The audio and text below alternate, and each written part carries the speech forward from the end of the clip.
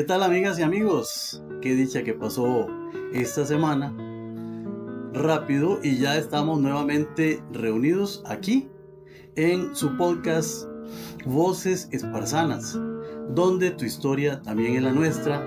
Hoy contamos con la compañía, vinimos hasta Jesús María, esta linda comunidad que nos trae gratos recuerdos de juventud y cuando vinimos aquí a grabar propiamente en el estudio MC Estudio, ese es correctamente, y con el profesor Sergio Molina Vindas. Un placer. Igualmente, Magister, placer. qué dicha tenerte acá.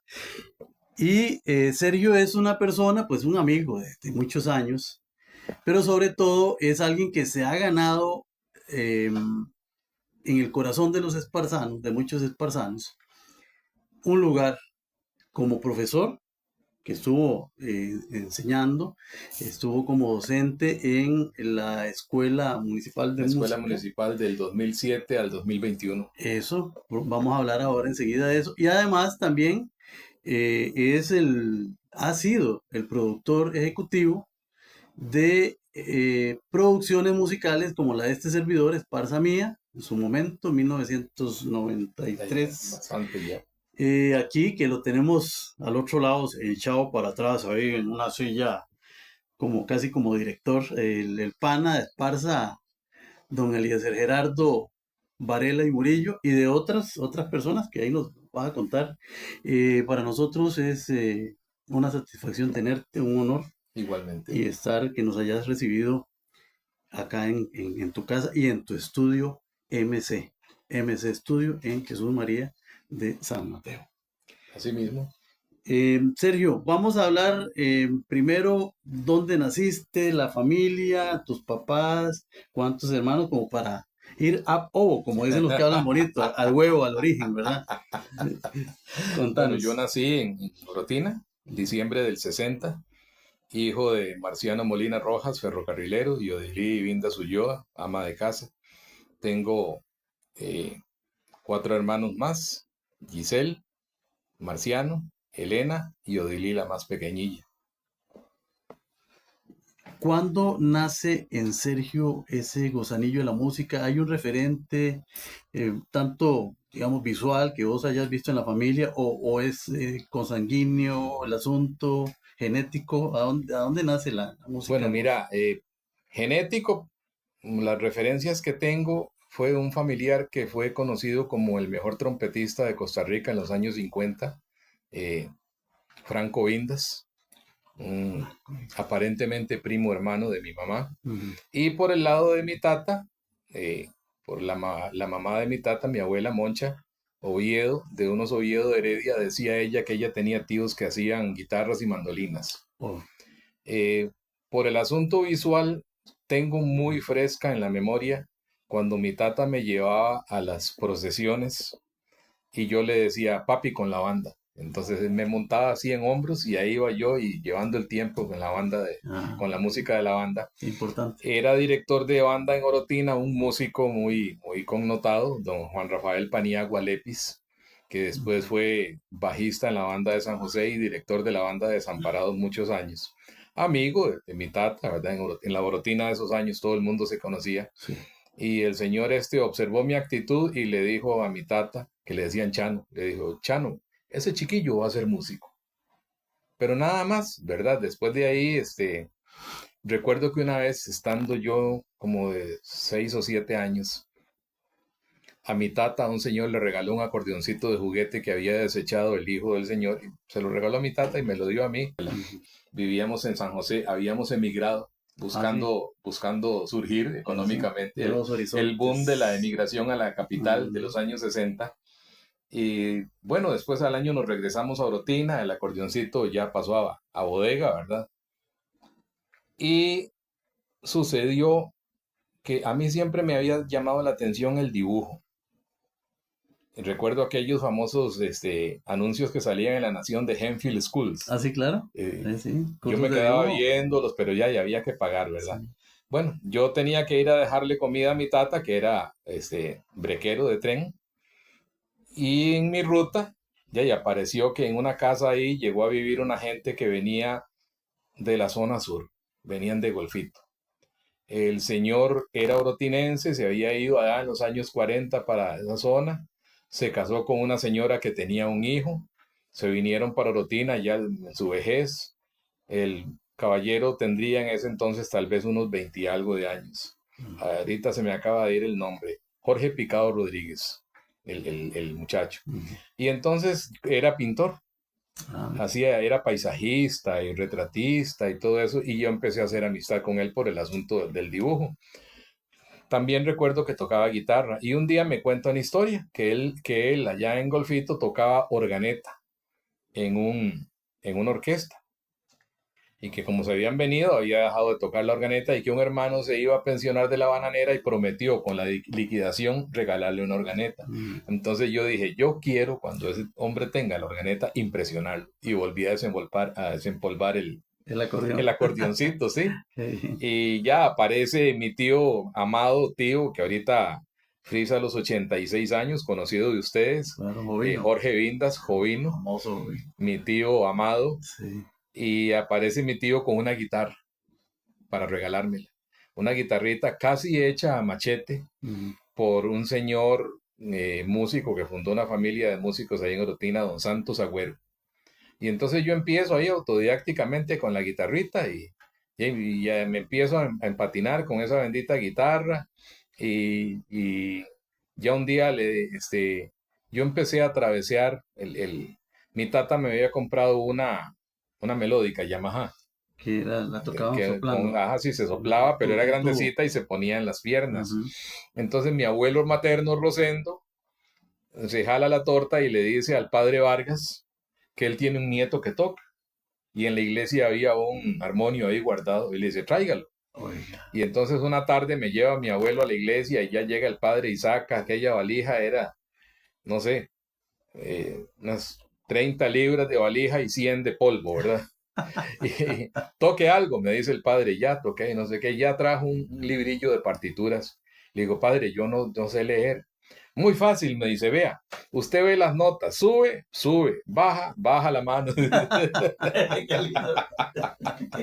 Bueno, el asunto es que ya ahí a oído y medio viendo la partitura, saqué una canción que usaban mucho en las iglesias católicas en aquellos años para el inicio de la misa, que decía, vayamos jubilosos al altar de Dios. Ok, bueno.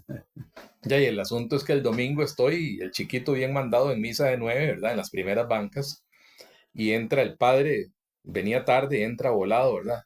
Y donde pasó, me vio, venga acá. Y seguro quiere que le ayude a mudarse o algo así. Me dice, saque el armonio, vamos a cantar la misa. Mira, yo sentí que me metieron una mano por la boca y me sacaron todo el tripero, ¿verdad? Pero ya toqué la... Sergio, ¿quién dijo miedo, verdad? No, en ese momento decirle que no al padre era un sacrilegio, condenación. Y entonces y ahí seguí tocando y ya después me metí a la banda municipal con el maestro Maximiliano Urenes, que fue mi primer profesor de solfeo, una persona muy humilde, muy trabajadora, muy cariñoso, me ayudó y empecé a tocar el eufonio. Entonces, como resultó que el eufonio y de la boquilla del eufonio a la boquilla de la tuba no era mucho y ya el señor del bajo si bemol estaba un poquito mayor y me dice Maximiliano, no, el domingo vas a tocar vos el bajo, porque el Loncho ya está muy enfermo. Y empecé a tocar el bajo si bemol. Pero ya lo habías traveseado. Ya sabía usar los émbolos del eufonio, el mecanismo era parecido, ¿verdad? En aquellos tiempos, mira, uno era animado y también como que no existía el bullying. Uno se equivocaba y lo volvía a ver el de a la par, tener cuidado, pero no había esa sorna, esa burla de metió las patas, ¿verdad? Para cumplir los 15 años, por instancias de mi mamá, mi tata me compró una guitarra eléctrica para diciembre del 75. Y en agosto del 76 se suscitó una situación con la orquesta de Orotina, la orquesta Melody, y resulta que entré a tocar guitarra con la Melody. Entonces empecé a tocar guitarra con la Melody. Al año me pasé a tocar teclados con un grupo que fue muy conocido en la zona que se llamaba Vía Láctea. Ahí estuve 12 años tocando guitarra, tocando teclados primero y después pasé a la guitarra eléctrica. Una etapa muy bonita. Y ya en eso viene que ya voy a salir del colegio, ¿qué voy a hacer? Y mi tata quería que yo fuera o ingeniero agrónomo o maquinista de tren. Qué madre, Santísima, ¿verdad? diametralmente opuesto. Y fue pues chica. Y ya yo desde los 16 años yo me ganaba mi platilla, ¿verdad? Me compraba mis zapatos, los uniformes de colegio, aportaba comida a la casa, no sé qué, y yo quería estudiar música.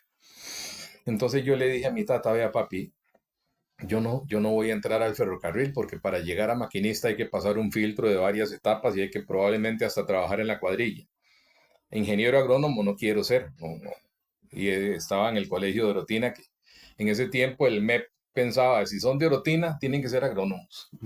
Y entonces yo le dije, no, yo voy a estudiar música en la Universidad de Costa Rica y yo soy el que me pago los gastos y las cosas. Dichosamente me dieron beca 11 también.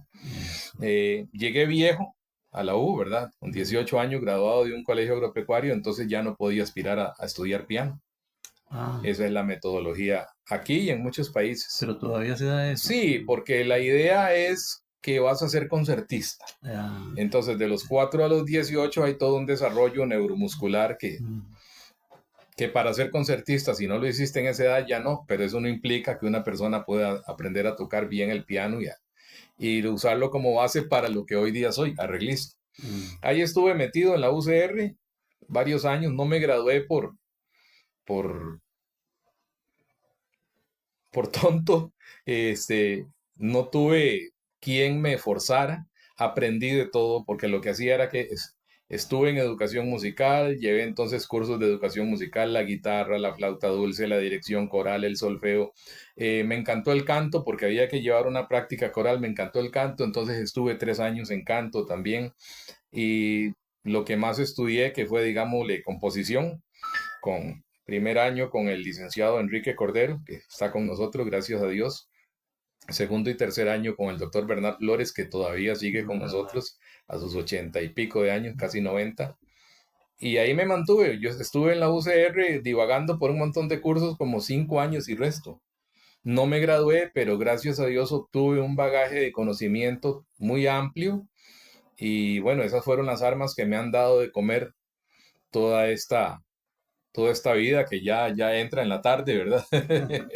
Y paralelamente, como a los 16 años, me sucedió que un día mi tata me llevó a San José a comprar cuerdas para la guitarra en La Voz. Todavía no me dejaban ir solo a San José, que era bajarse de la estación del tren, caminar 300 metros a La Voz, comprarlas y devolverse, ¿verdad? Eso era todo. Eso era todo. Bueno, y como yo tenía fama de chiquito inquieto, ¿verdad? Me decían travieso ahí en la banda, en la escuela de música.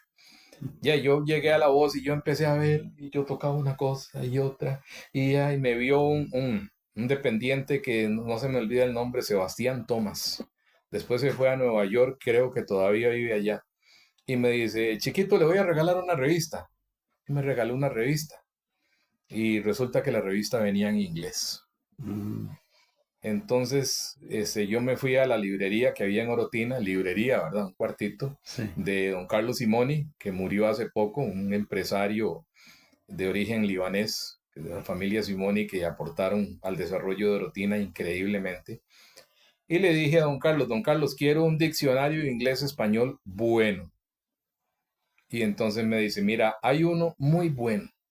El problema es que vale 25 colones y no lo tengo.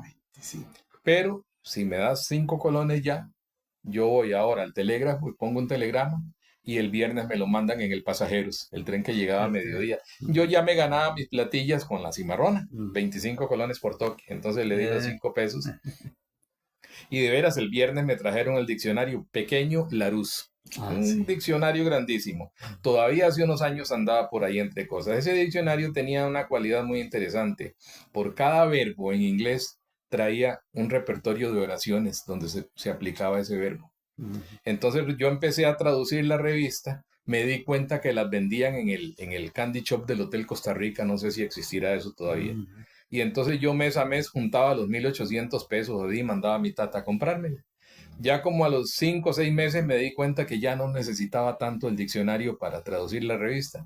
Pero resulta que yo me fui por otro lado, porque mis amigos de la época, la forma de ver esa revista es, ¡qué linda guitarra es mía! ¡Qué lindo amplificador es mío! Yo no, yo me dediqué a traducir los artículos. Claro. Entonces, cuando yo entré a la universidad y empiezo a llevar los cursos de armonía clásica, académica, y empiezo a comparar y empiezo a compaginar, ok, esto es de jazz, pero la base está aquí. Esto es de blues, pero la base está aquí. Y entonces me hice de una formación paralela muy interesante, que me ha dado cualquier cantidad de comida a través de los años, ¿verdad? Y aparte de lo que en el fin, a fin de cuentas, terminé siendo guitarrista eléctrico.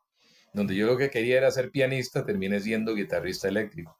Y entonces me acuerdo, por ejemplo, de que venían en esa revista, le decía a un chiquillo un día de estos, un ejercicio en do mayor.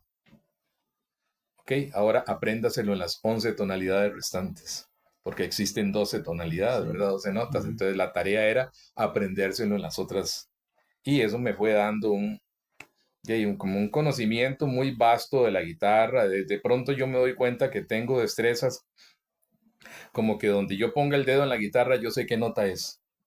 Yo no tengo que andar fijando, la, si, do. Sí, Esto es. lo interiorizaste. Sí, esa es la palabra, interiorizar. Ujú. Otra cosa que me dejó también la formación con don Bernal Flores, en aquellos tiempos, ¿verdad? No había acceso a tanta cosa. Entonces don Bernal nos mandaba a dibujar un pianito de 1/8 en una cartulina y forrarlo en plástico. Ese pianito servía para contar intervalos y buscar cómo formar acordes. Entonces resulta que ese pianito se me metió tanto en la cabeza que yo lo veo en el aire, y como un holograma, Sí. y como un holograma, ahí está el pianito. Entonces a veces Un piano cuántico. a mí me preguntan, tal acorde, ¿qué notas tiene? Y yo digo, taca, taca, taca, y dice, qué bárbaro, ¿cómo sabe? No estoy viendo el pianito.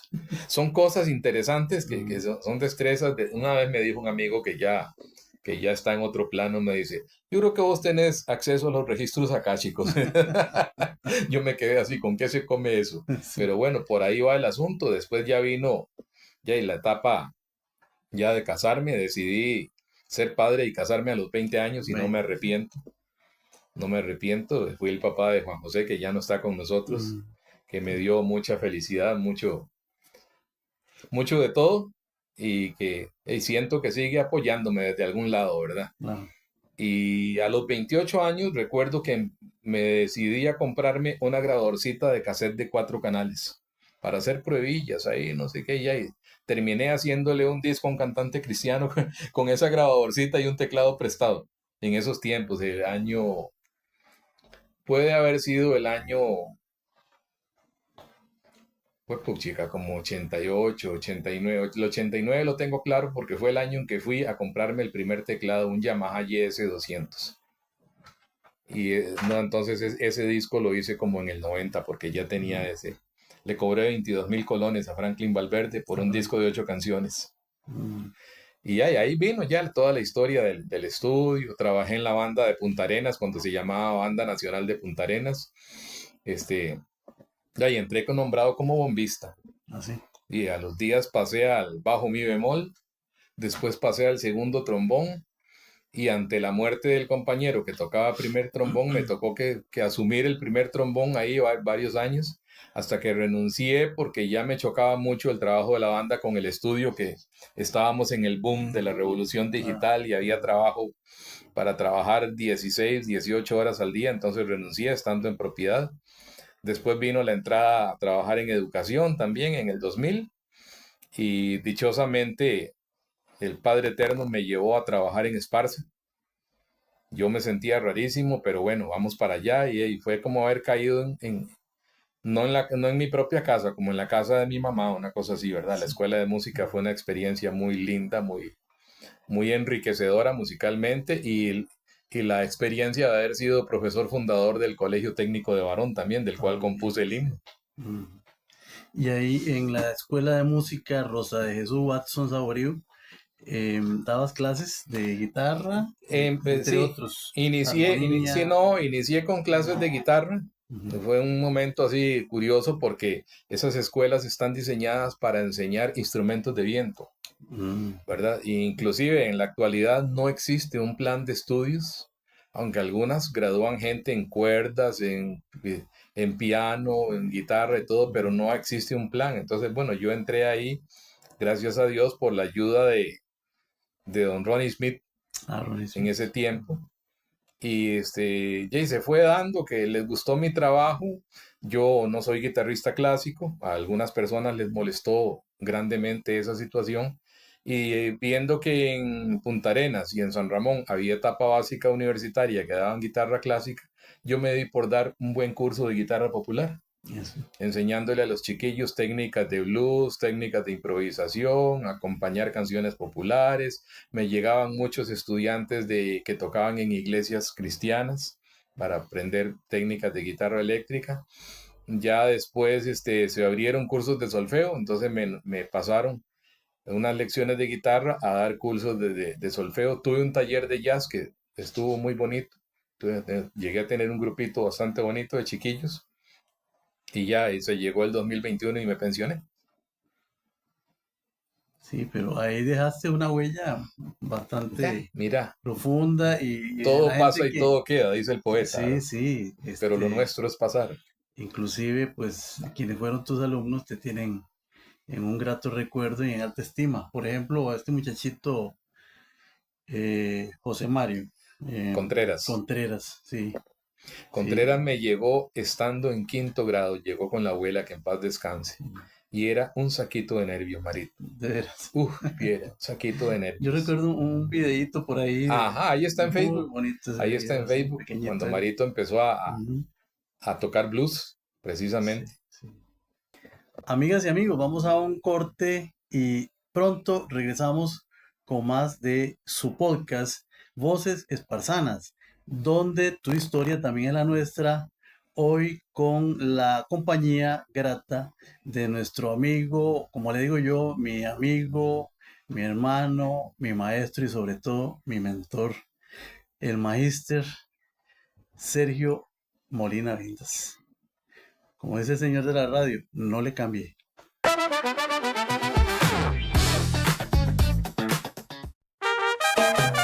Pura vida Esparza. En Panadería La Españolita Esparzana, el pana de Esparza, Eliezer Varela, te espera con lo mejor. Jueves y domingos, 2 paquetes de pan dulce por 1.800 colones. Todos los días, 3 baguettes pequeños por 1.000 colones. Aprovecha nuestras tardes especiales con ofertas únicas. Nos encontramos 150 metros al sur del mercado junto a Plaza Médica. La Españolita Esparzana, tradición y calidad que se disfrutan. En mi barrita la fiesta la pones vos. Vení a Bar y Restaurante Mi Barrita. Disfruta de menú a la carta, bebidas y karaoke. Contamos con amplio parqueo. Te atendemos los jueves y viernes desde las 3 de la tarde y los fines de semana desde el mediodía. Estamos en Mofón de Esparza, barrio 15 de septiembre. Reserva al 8706-4299. El bar y restaurante Mi Barrita te espera.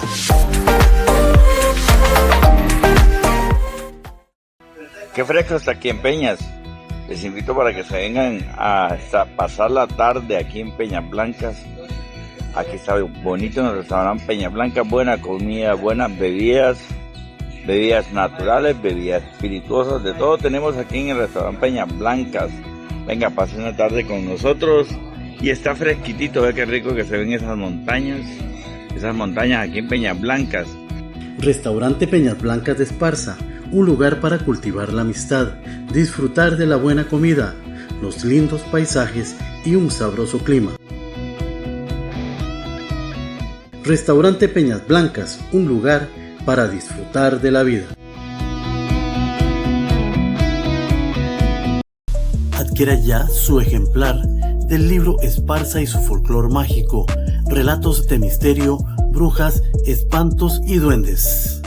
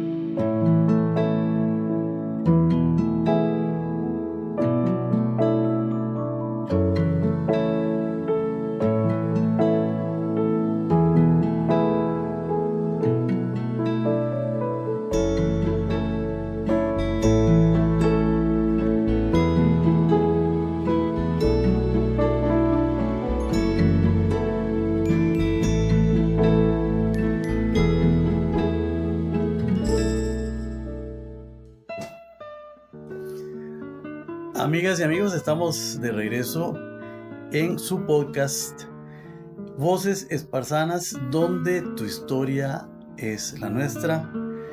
Hoy con la compañía del profesor Sergio Molina Vindas, el magíster. Mucho gusto, hemos estado disfrutando de su historia de vida, de lo grato que es saber de una persona pues que ha logrado a través del tiempo hacer lo que se ha propuesto y ha disfrutado y sigue disfrutando de eso que es lo mejor, ¿verdad? Claro que sí, Porque qué feo es estar uno trabajando en algo que no le gusta. que no le gusta y dejando de lado aquello que le nutre el alma y no solo su propio ser, sino expandir esa energía positiva hacia la comunidad, que es lo que vos has hecho y seguís haciéndolo a través del tiempo. Bueno, y estábamos en el tema de tu estudio de producción musical, MC Studio. ¿Qué significa MC? Contanos. La MC significa Molina Campos. Campos es el apellido de mi esposa. Y yo decidí que se llamara MC para un poco reconocer la labor de ella, porque estas paredes las levantó ella con un constructor. Aquí voló pico y pala ya, y en ese tiempo teníamos 28 años, estábamos jovencitos, ¿verdad? Jovencitos, claro. Y entonces se llama MC, y pues algún diseñador decidió que se llamara M, la palabra M-C Studio, Sí, para modernizarlo. para modernizarlo, Claro. sí. Sergio es una persona muy inspirada dentro del trabajo que él realiza. Porque una cosa de yo le puedo traer aquí X tema musical, pero está en los arreglos un altísimo porcentaje de que funcione, o como decimos en el argot popular, de que pegue o no. Pero todas los arreglos que él realiza, sinceramente, son llegadores. Decía mi hijo Juan José, que en paz descanse, que una canción es una quinceañera.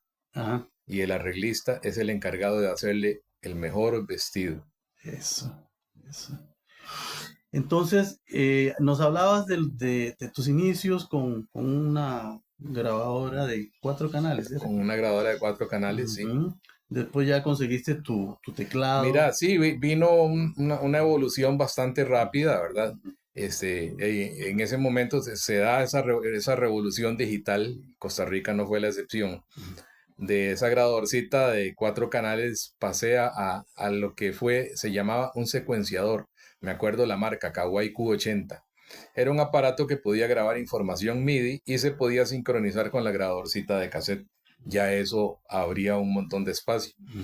Después de la grabadora de cassette vino una grabadora de cintas de 8 canales, marca Tascam. Ya después de esa grabadora vinieron los famosos ADAT digitales. Ya calidad CD, el sonido que se grababa. De eso llegué a tener 3.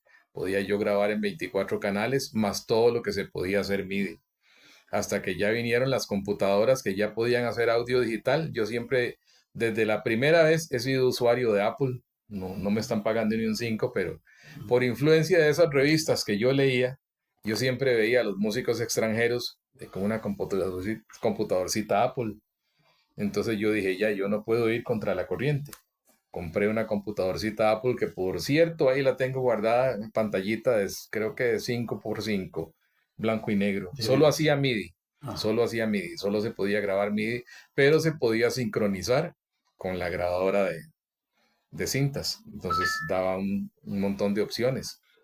Hasta que ya vienen las verdaderas workstation, que les dicen en inglés, ¿verdad? Unidades de trabajo.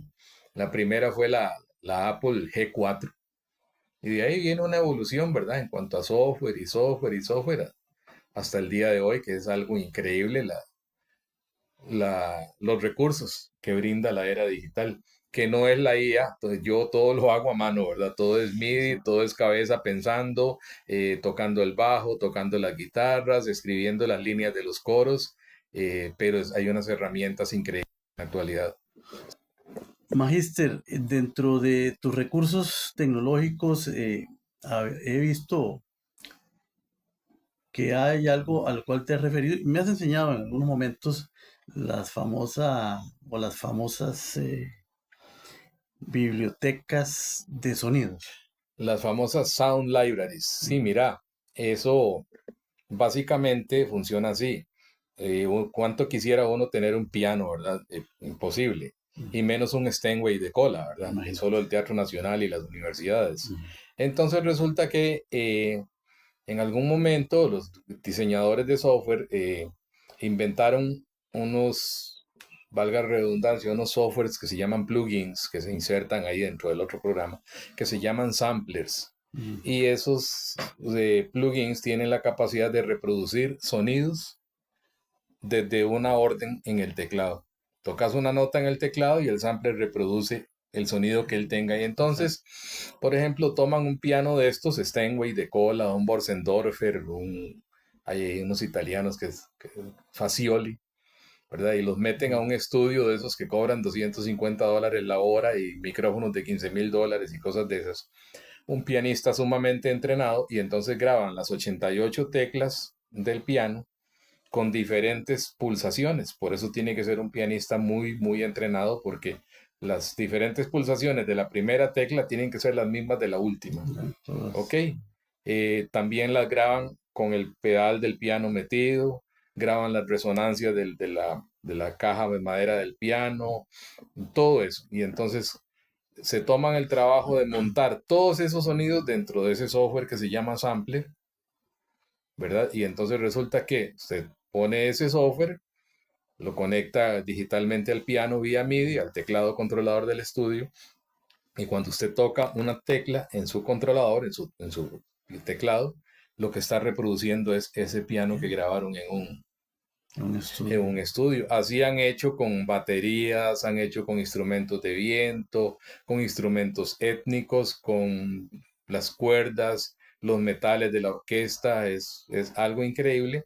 Yo hago mucho himnos para escuela y colegio y me baso en estos sonidos. Tengo una suscripción con una empresa que se llama East West Quantum Leap Orquesta. Bueno, esa es una de todas. East West Cloud Composers, creo que se llama.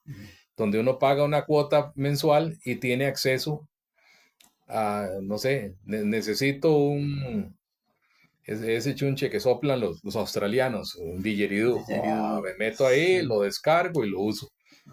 Y entonces tiene uno acceso a librerías que permiten recrear muy fielmente una sección de cuerdas de orquesta, una banda de concierto. Lógicamente ahí va también la destreza que quien las maneja tenga para imitar lo que haría un ejecutante verdadero, ¿verdad? Una de las leyes que se aprenden cuando se trabaja con cosas MIDI es, bueno, vas a usar una flauta, el flautista respira, no se le olvide.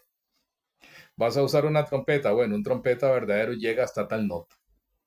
Entonces hay que conocer todos los violines, bueno, que los arcos, que si más suave, más fuerte, más para arriba, para abajo, que si le dicen coleño cuando le dan con la parte contraria a las cuerdas, con la madera, pizzicato, todo ese montón de cosas hay que dominar para poder usar una librería de estas y reproducir que suene muy, muy realístico. No sustituye al músico verdadero, pero si nos ponemos a pensar que contratar una orquesta de cuerdas para un tema tuyo nos puede costar 75 o $80 cada músico, más llevarlo al estudio, más las horas de estudio y todo eso, se te va muy arriba el presupuesto para nuestro medio en Costa Rica. ¿Qué satisfacciones te ha traído el realizar estas producciones? Lógicamente a nivel nacional ni se diga, pero también has trascendido las fronteras. Me parece que cuando estaba tu hijo Juan José, del cual no puedes hablar ahora, de ese tiempo de producción acá. Sí, mira, Juan, mi hijo, que en paz descanse, tuvo la oportunidad de vivir esa revolución, ese boom de la música cristiana, ¿verdad? En la que se grababa y se producía y se sonaba en el extranjero. Alex Rodríguez, un referente de la música cristiana nacional que actualmente radica en Estados Unidos, con los trabajos hechos aquí en este cuartito sonando en todo el sur de Estados Unidos, ¿verdad? Eh, a nivel nacional, la gran mayoría de los cantantes que trabajaron con mi hijo sonaron en las radios y fueron exitosos, ¿verdad? Vamos cambiando de época. Vino el streaming, las iglesias bajaron el nivel y la cantidad de actividad musical por costos más que todo, ¿verdad? Sí.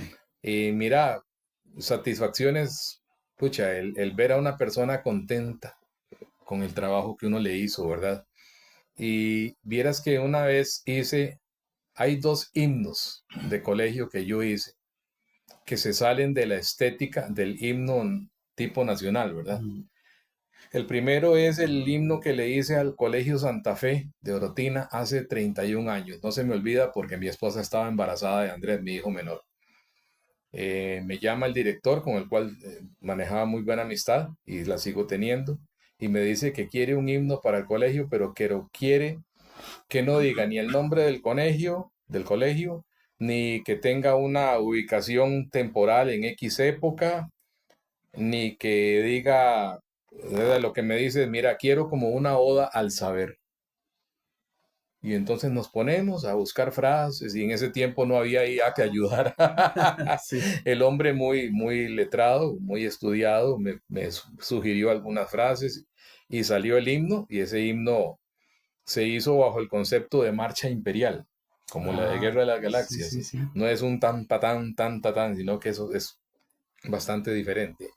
Y Digamos como épico, lo que llaman sí, épico. sí, pero el más épico fue otro que hice años después, ahora sí, hace algún tiempo, por cierto, un amigo que ya falleció también, un poquito menor que mi hijo, Marquitos Vega, el hijo del profesor Alexis Vega. Ah, sí. Marquitos estaba trabajando en un colegio privado que está en San Miguel de Barranca, el Saint Patrick, y me dice que él escribió una letra, pero que una música, es que quieren una música celta, porque el colegio se llama Saint Patrick y Saint Patrick es el patrono, no sé, de Escocia, Sí, por ahí, sí. vestido de verde, y que vienen a hablar los directivos conmigo y me traen un ejemplo de lo que quieren. Aquí no queda más que estudiar. Me pongo a oír porque no era exactamente música celta, así como folclórica, como étnico, sino cosas orquestales que tenían influencia celta. Miras qué interesante. Y entonces me di a la tarea de hacer ese himno, muy poco conocido, pero que quedó precioso y que me dio después, una empresa me contacta para que haga la música de un videojuego. Así. Y me dicen, ¿y usted ha hecho algo que se parezca a lo? Y les mando el contratado, me dice. Qué bueno. Y de ahí mismo de una vez firme aquí, contrato de silencio, ¿verdad? No puede enseñarle la música a nadie. Yo hasta el día de hoy ahí lo tengo guardado y a nadie le he enseñado esas canciones lindísimas, unas cosas épicas lindísimas. ¿Y si las pusieron en... Mira, perdí contacto con la producción? gente, no sé si lo Entonces, tiraron aquí, si lo tiraron fuera del país, si lo guardaron. Qué interesante, ¿verdad? Y luego, bueno, nos has hablado de la música cristiana, también en música popular, En música popular y en es... diferentes géneros. Sí, por cierto, en estos días murió el fundador y dueño del grupo Nácar, ya se me olvidó el nombre. Y tengo el recuerdo que una vez me llama un productor nacional muy conocido, ahora vive en Miami, Luigi Flores, y me dice que necesita grabar unas guitarras eléctricas, pero que es leyendo un papel, porque así lo tenían. Bueno, me fui a ver qué era el asunto y resultó que era el primer disco del grupo Nácar. Ah, sí. Sí, ahí toco yo la guitarra eléctrica. Después me contactó el finado Piquín también. Yo le hice el primer disco a Piquín. Le hice el segundo disco a Valo Gómez y los de la Bajura. Ya después de eso, Valo empezó a comprar cosas y se montó su propio estudio. Ahí estuve grabando un par de Ajá. episodios de Echando Pa'lante con Jonathan hace años, en el 91. Con el maestro Eric Sánchez he tenido relación, hemos grabado varias cosas. El que más recuerdo es una versión en merengue de Mi Viejo. Y una versión en bolero de aquella canción de un autor ramonense que se llama Santa y Bella. Sí. Eso. Maidal, Miguel Ángel Hidalgo Salas. Ajá. profesor era organista, era Ajá, maestro de capilla, que le ajá. llamaban, Sí, maestro de música sí, escolar. sí, he estado metido en algo de música Mm, popular. Sí, claro que ok. sí. Y ahora hablamos de las producciones para artistas regionales, entre las cuales está este servidor con Esparza Mía. Bueno, eso ya tiene su ratillo, ¿verdad? Sí, 1993, fíjate vos. Imagínate vos, Ujú, 93. ujú. Eh, bueno, en la actualidad, para artistas regionales, para el señor que tenemos aquí al frente, Alpana, ¿Quién es ese señor? Que no lo es el conozco. señor Como viene como en Galaterra, ¿verdad? sí, sí, sí, a veces se le mete algo que llaman el Ministerio de Oposición. Sí. Alguna vez sí, también para Fran Arrieta, ¿quién más? Para una cantante esparzana que canta muy lindo, Seis Di Soto. Ujú. Ahorita estoy trabajando una canción muy linda que esperamos que guste mucho para una cantante puntarenense muy buena, Catherine Zamora Rangel. Ah, Estamos haciendo una canción alusiva al amor por el puerto. Y tengo casi terminada una bachatita muy moderna, muy fresca, también para un cantante porteño, Jonathan Carrillo. Viene muy bonita esa canción, muy, muy fresca, muy aportando sonido nuevo, cosas interesantes y espero que el público la reciba bien también. claro, claro. Sergio, ¿cómo puede la gente interesada en buscar información para una producción musical, cómo puede contactarte? Bueno, mira, mi número, que es el mismo desde hace como 20 años, Mm, 8315-1232. repitamos, ¿no? 8315-1232. Mi correo electrónico, que también es como del año 90 y resto, Sergio con S, Ujú. Sergio MC, ¿verdad? M de mamá, C de casa, 60, el número 60, @yahoo.com. Sergio MC60 @yahoo.com.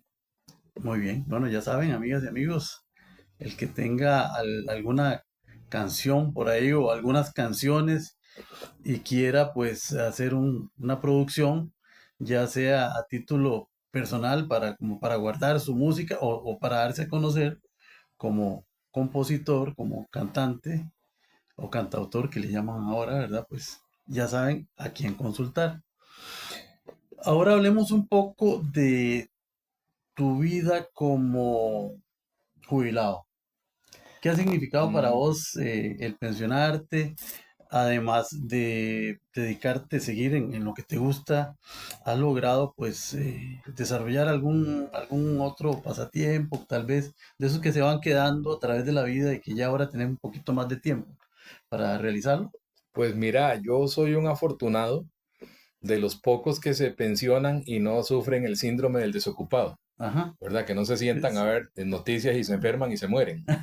Porque sí, tengo la música, tengo el ya, estudio y pues mira, estar pensionado, oye, le digo yo a mis amigos, es una bendición porque no tenés que preocuparte por el fin de mes. eso. Le digo yo a los amigos, la plata y el hospital están seguros. Y entonces en el estudio ahora trabajo muy, muy sin estrés, ¿verdad? No hay un horario rígido, así como de 8 de la mañana a 11 12 de la noche, como hacía mi hijo Juan José. Me voy tomando mi tiempo. Me gusta cocinar, toda la vida me ha encantado cocinar. Ahora también tengo la dicha de que tengo la nieta menor aquí, mi hija vive conmigo y entonces en la mañana me levanto a irla a dejar a la buseta, vengo y me recuesto otra vez hasta mediodía Sí. y a las 3 de la tarde voy y la recojo y me meto aquí a hacer música, siempre hay algo que hacer en estos tiempos y por lo menos aquí, por estos lados, por estar uno fuera del Valle Central, ¿verdad? La afluencia de trabajo no es gigantesca, pero hay que hacer y uno se va entreteniendo y también pues se puede dedicar un tiempito a... Ahí me hice un TikTok donde aparezco tocando solos de guitarra de piezas ochenteras. Pero no me habías dicho quién es eso. Ya vamos a tener que Entonces buscarlo. resulta que ya y que en aquellos tiempos no había ni una buena guitarra, ni había buenos amplificadores, Ujú. entonces ahora que estoy viejo y que tengo las guitarras y los recursos, ahí me pongo a hacer solillos de guitarra de canciones conocidas. Qué bien. A veces se me ocurre una, a veces alguien me sugiere tal. Mira, un día me sugirió alguien el final de aquella pieza, Eres toda una mujer. Ah, sí. Y lo hice y mira, yo creo que es de los que tiene más vistas en ese TikTok.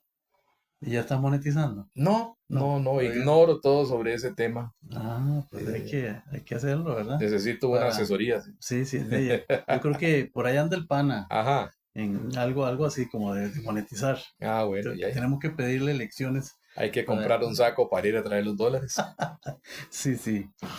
Bueno, ya como para ir buscando la picada, como dicen nuestros campesinos, buscando la salida, eh, ¿qué mensaje le darías a la juventud?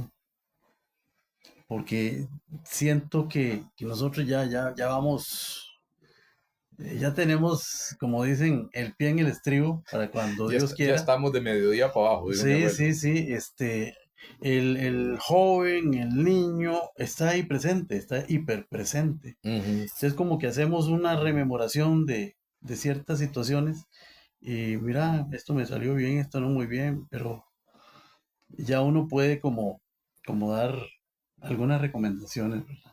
Ya, y mira, en cuanto a la música, bueno, la música, hay en la actualidad una cantidad de oportunidades donde un niño puede aprender música, que no las habían todavía tirémonos hace unos 20 años atrás, no había, ¿verdad? Donde ahora tenés en el Punta Arenas la etapa básica, tenés el CINEM, tenés la banda cristiana Sitkenu, tenés la Escuela de Música de Esparza. Ya, y hablamos de 4 organizaciones en un área de, no sé, ¿cuánto hay de Esparza a Punta Arenas? Hay 23 kilómetros, creo, por Por ahí ahí. anda, ¿verdad? Aparte que hay academias privadas, que hay músicos que podrían dar lecciones particulares y eso. Ya para dedicarse a la música, definitivamente es una cosa muy que hay que analizarla muy en familia y dependiendo ya del potencial que se le ve al niño ya desde pequeño, ¿verdad? Porque en la actualidad es una profesión.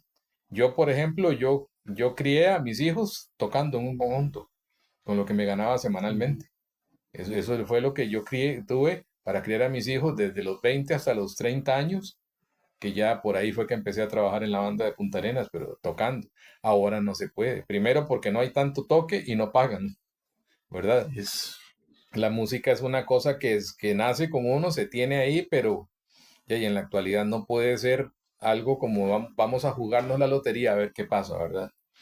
Te traigo a la mente un muchachito que actualmente ya está escogiendo, a ver, entre 4 becas para sacar el doctorado. sí, Brian Tamariz, de aquí de Punta Arenas. Recuerdo que yo le dije, ya, y usted va por el camino de ser guitarrista clásico, no tiene quite. Saque su bachillerato en la UNA y vea a ver cómo se va de este país inmediatamente, ¿verdad? No piense ni en sacar licenciaturas, ya el hombre ya sacó la maestría y está a las puertas de ingresar al doctorado. Eso significa que ese muchacho se va a quedar fuera del país los próximos 30 y pico de años, sí. tocando conciertos, dando clases en universidades.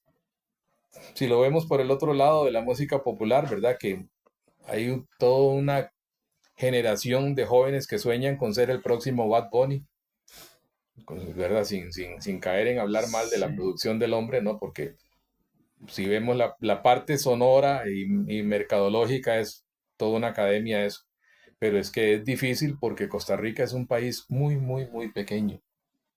Entonces Costa Rica no es un país para sostener un artista, para que ese artista viva con un carrito del año, con su apartamentito, con los chiquitos en escuela privada, con un par de vacacioncitas al año, ¿no? Porque ¿cuál joven de los que cantan, por ejemplo, en bares y restaurantes, par de horas, un show de Sabina, un show de esto, está teniendo 4 toques a la semana cobrando $1,200 por toque?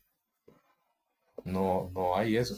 Entonces es muy difícil. La música, creo que tiene el niño o los padres que verla con rigidez, que si quiere aprender música, que la aprenda bien, ¿verdad? Porque también es una etapa en que lo que se aprendió bien se queda para el resto de la vida. Sí, Y ya en un momento de adolescencia, ver si vale la pena irse afuera del país a estudiar o sacar una ingeniería en algo sí, en y otra tener área. la música como un hobby. Ujú.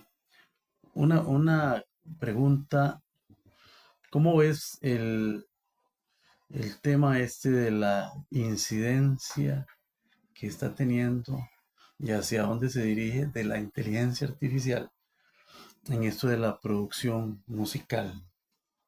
Bueno, estamos en un momento de explosión, ¿verdad? De la situación, del asunto.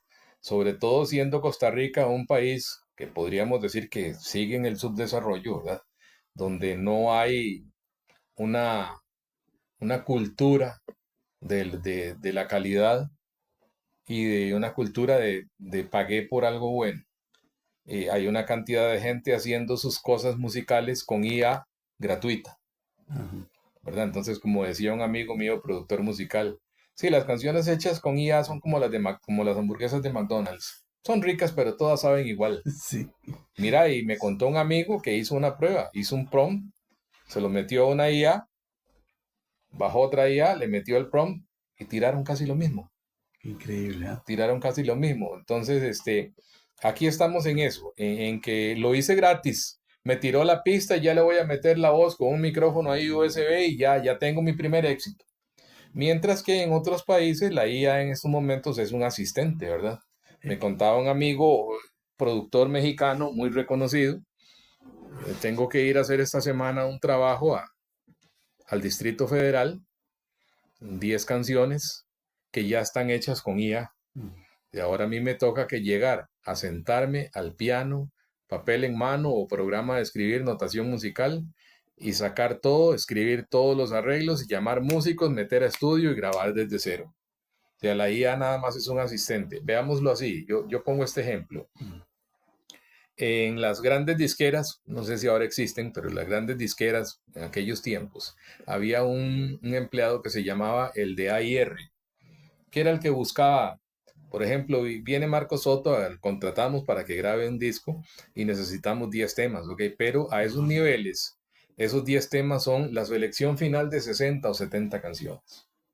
Entonces a ese tipo, el AIR, le tocaba que buscar canciones.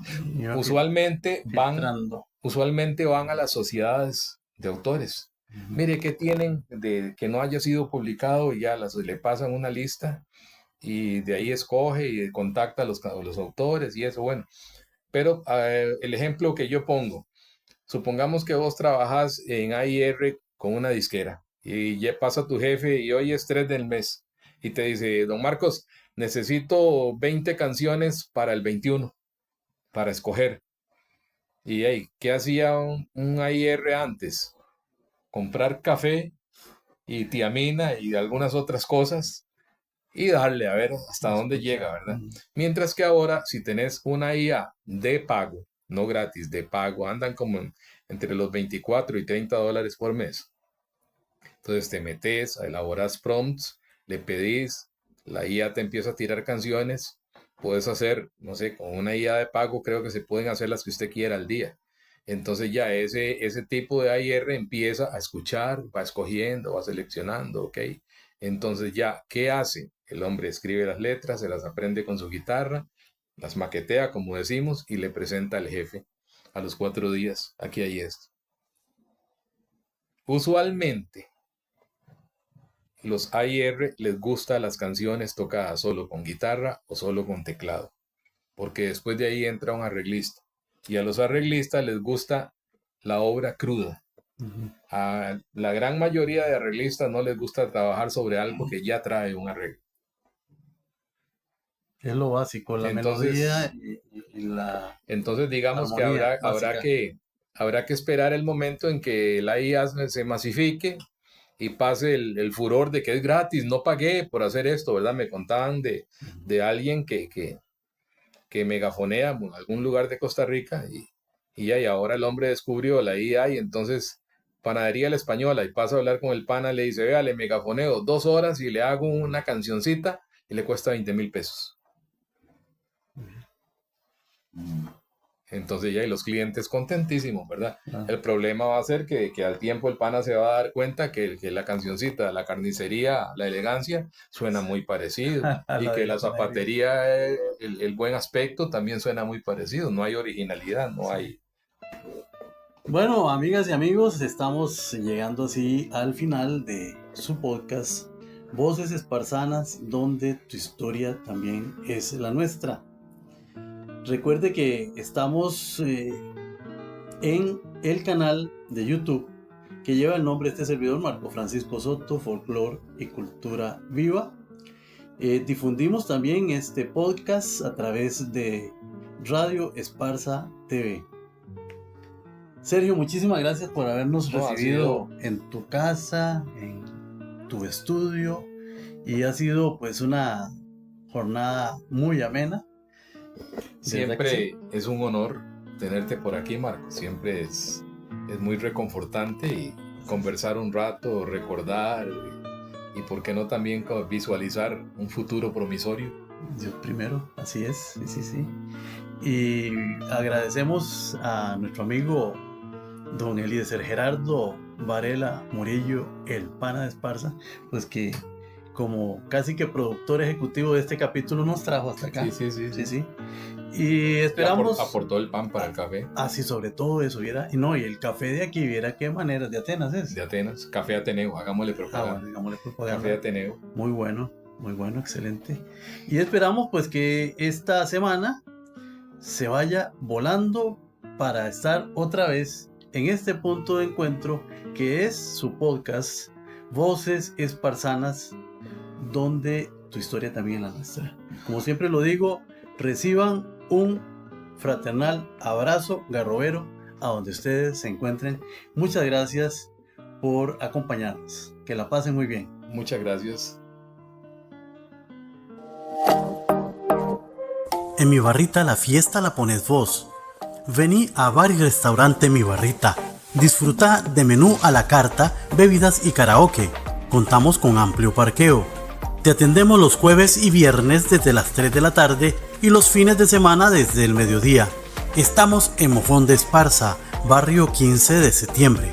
Reserva al 8706-4299. El Bar y Restaurante Mi Barrita te espera.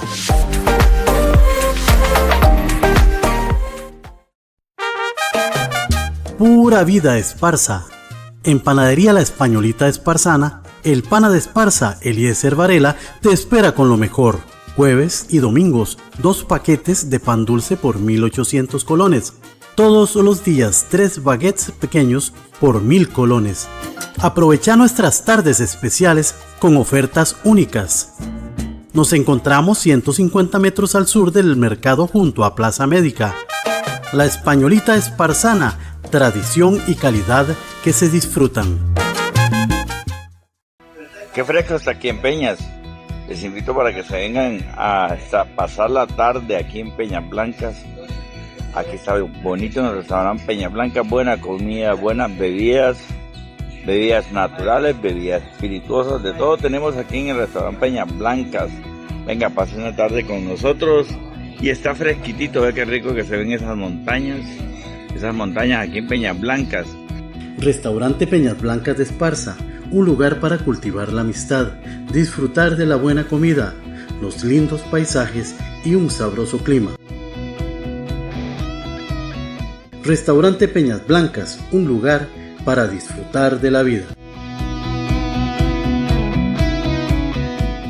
Adquiera ya su ejemplar del libro Esparza y su folclor mágico, relatos de misterio, brujas, espantos y duendes.